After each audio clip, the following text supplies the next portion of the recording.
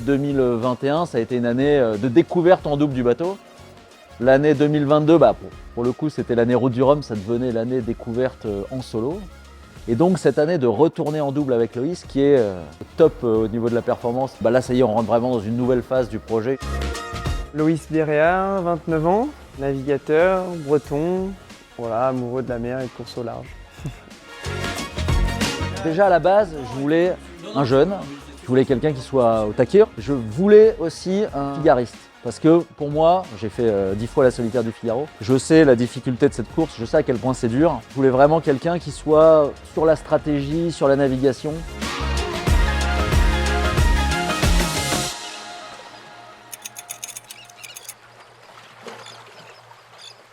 C'est une édition en double déjà, et puis c'est un entraînement aussi pour eux pour la Transat Jacques Vabre qui s'annonce fin octobre. C'est un galop d'essai pour eux important parce que les navigations sont rares. Donc là, de leur permettre de faire en course le binôme de la Jacques Vabre, c'est quand même une chance. Moi, je suis très content de voir Loïs en IMOCA et je pense que Romain a fait un très bon choix. C'est deux personnes que j'apprécie beaucoup, sympas, humaines, et je pense que le binôme marchera super bien. Je leur souhaite le meilleur.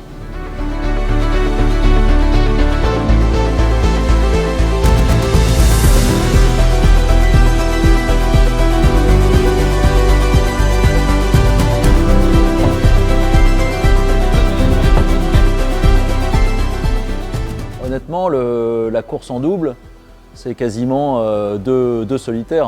Ouais. On se relaie beaucoup, donc et c'est d'ailleurs ce qui est sympa dans le double, c'est que quand tu vas te reposer ou quand tu vas faire autre chose, tu sais que dehors, ça gère.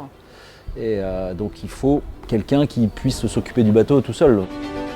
C'est obligatoirement une relation de confiance quand on part en double. Dans tous les cas, il faut veiller sur l'autre, on se repose sur l'autre aussi. Donc dans tous les cas, c'est toute une histoire de confiance, de base en fait. Si la confiance n'est pas là, c'est mal parti. Ça peut m'arriver de laisser un peu plus de temps à l'autre, de prendre un peu soin de lui, parce que pas juste pour lui faire plaisir, mais parce que je sais qu'après quand il va venir, il sera plus performant. Donc en fait, si je prends soin de lui, c'est aussi parce que je sais que ce sera mieux pour moi et pour la marche du bateau. Donc tout ça, c'est un ensemble, et on en parlait au début. Je pense qu'il faut bien s'entendre, sinon ça marche pas, quoi. On repart là-dessus, donc on tente le coup. Ouais, vas-y. On règle. Ouais, pour prendre les allures et les cornings, exactement. Bien vu ça.